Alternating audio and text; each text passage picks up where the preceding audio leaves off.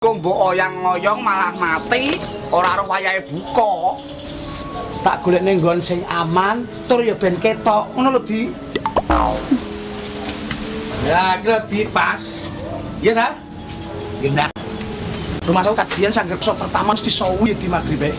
Ya jelas kok poso mek pertama tok sabare wis ora. Pertama tok piye to ya mburi barang toh. Lah tengahe. Tengahe ora. Berarti posomu kuwi poso kendang ngarep tok karo mburi sing tengah ndang.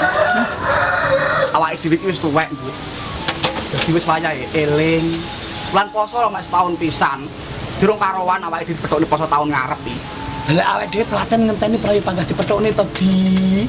Dipethukne. Lah nek urung sampai tahun ngarep sampean sampun kapundhut dening pangeran, arep dipethukne piye neh we? Ya awakmu dhisik. Prayo kowe dhisik. Lah lho wajahmu wis pucet. Pucet piye? Pancen mambengi lali rasa ora kok. Alasan Ora, jan iso mbok oyang-oyang kaya ngono lho. Persiapan buka apa wae kok ramen aku. ya komplit tadi, mulai makanan ringan, makanan berat, minuman segar, manis, pahit ada. Lelek genamu. Nah, aku pengen sederhana, Ndut. Yang penting niatnya. Makanan-makanan berat, makanan powesi wijane. Wis penting lawe akeh yo. Ya tadi. Cangkemmu nang sik, ngono kae. Akan tekan. Iya, Ndut. Buka ya. Ya.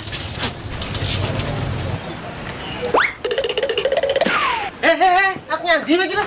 Ya arep buka tonyo kok gak krungu adan we. Kemeng aku Ndut, gawe iki lho. Lah piye maksudmu kok garap wong iki? Lu tak rungok-rungok nek mang membahas buka iki. Enak apa ki, Ndut? Hidup ora jane. Bae sing ngaten penyok, gak sedo magrib tadi. Lah napa tikus lur tekan kene? Grupmu apa wis buyar? Biar piye to karo bose tekok nyala-tanya ranyar rek. Allahumma laka sumtu wa bika amantu wa ala rizkika aftartu bi rahmatika ya arhamar rahimin.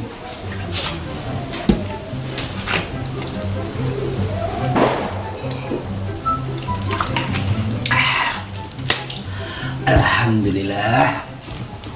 Bro, gak masak toh? Oga, aku lho oleh undangan buber. Wih, ramen kaya wong iya sik, poso pisanan wis oleh undangan buber. Melok aku, Mbok. Lha gak entuk undangan kok melok. Ya wis, no.